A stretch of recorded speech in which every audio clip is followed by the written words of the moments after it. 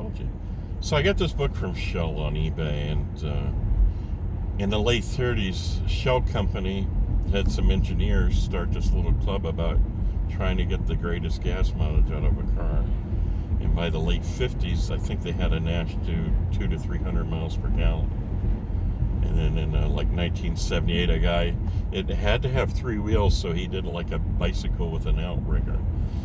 And on a closed track, the engine would cut off and glide and then kick back on. He was getting over 1,000 miles per gallon. But a lot of the ones that were like basically full-size cars, the engine's running like in an inferno, and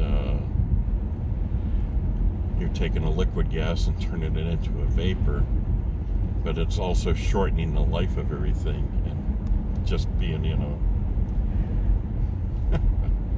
if something happens, it's just going to be deadly and dangerous. But they developed this book, said, okay, we can run this temperature and use these lubricants, and here's, at this time in technology, here's the furthest we can go without damaging the car,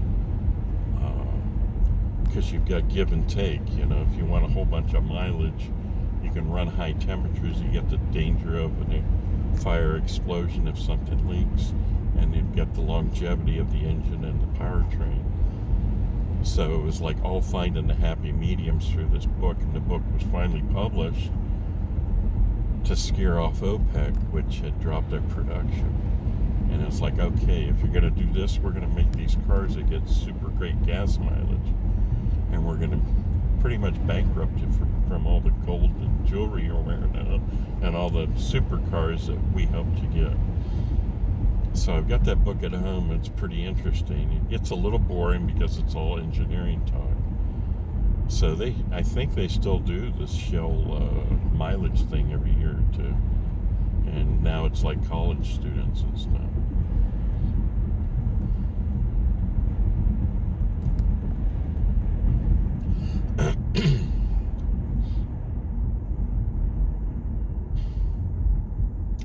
Something like the characteristics of the internal combustion engine or something. It's on laying on the piano, and it's a little bubble pack still.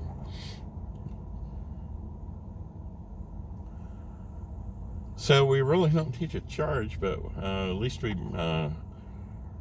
run in the heat at night for 2 20-minute sessions. It's knocked off enough where we can plug in some level 2s and stuff.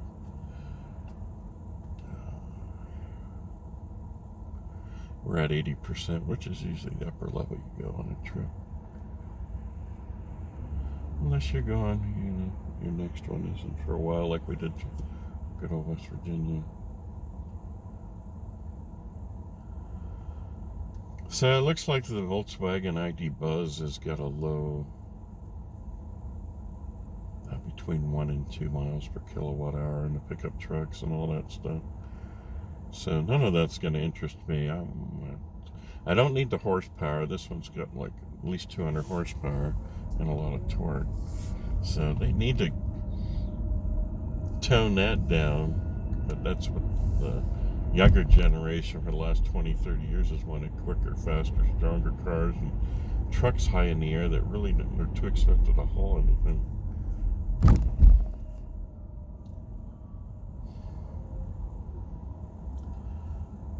So between the increased speeds on the freeways and the size of vehicles over the last 30 years, and they want to up the horsepower in their 0 to 60 speeds, all the gas mileage that they worked on in taming through the 80s up to 40 miles a gallon thrown out the window.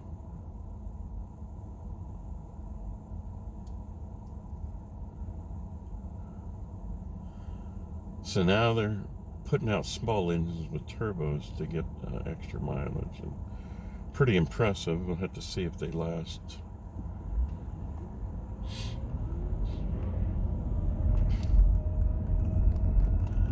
Wow, this Jeep doesn't know where he's going.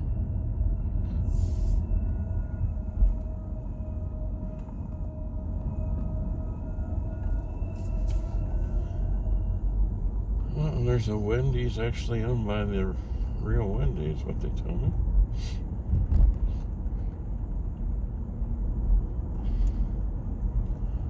That one in Hurricane, West Virginia was pretty damn impressive. The one in Salem went downhill to the point where I don't go there anymore. So our first stop is up here at Subaru. We were in there looking for cars a few months ago for the wife. And they've got a charge point, level 2 chargers you probably have to pay for. So we're going to test and see if they're online, take pictures, do videos, and then head over east of here to the Route 7 main drag, Market Street, and just hit the car dealers, take a look at their chargers and see if they're fired up. So you're not going to get the test with me. You'd get a lot of people borrowing cars or getting them from the manufacturers or dealers, because this is my car. I'm not going to damage it.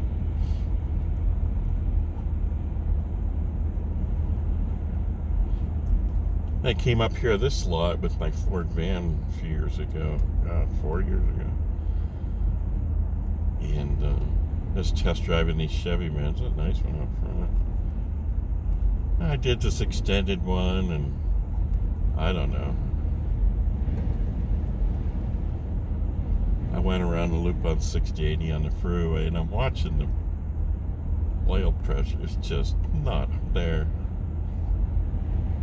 The needle's barely moving, and the thing just feels terrible. I come out, how'd you like it? I said, it actually makes me like what I'm driving my Ford van a lot better. That's what that test drive did. I said, that was horrible.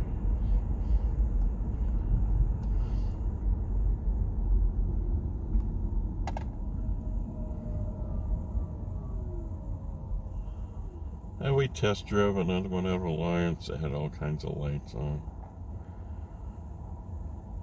Because I'd bring my own code reader and stuff. And then we tested one out of Leonard Truck and Trailer for under 20 grand. That was just too rusty underneath for me to put any money for. So I got one for the same price with 0 rusts. In a lot better shape.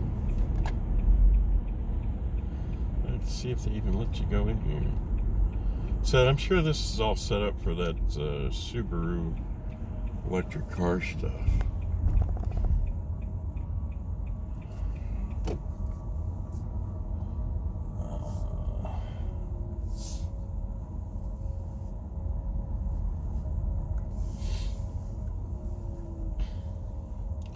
So I was looking at Subarus, all kinds of new cars over last January, February. Hey, I want a new car. And they get a little chained off lot over there that's their certified used.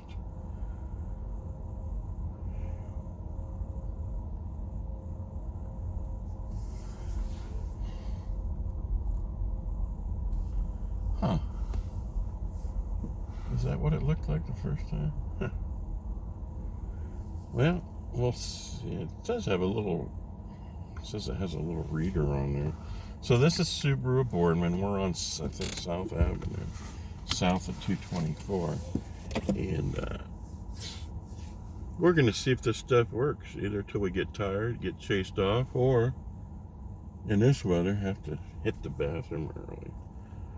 So off we go with the car, and we're going to head outside.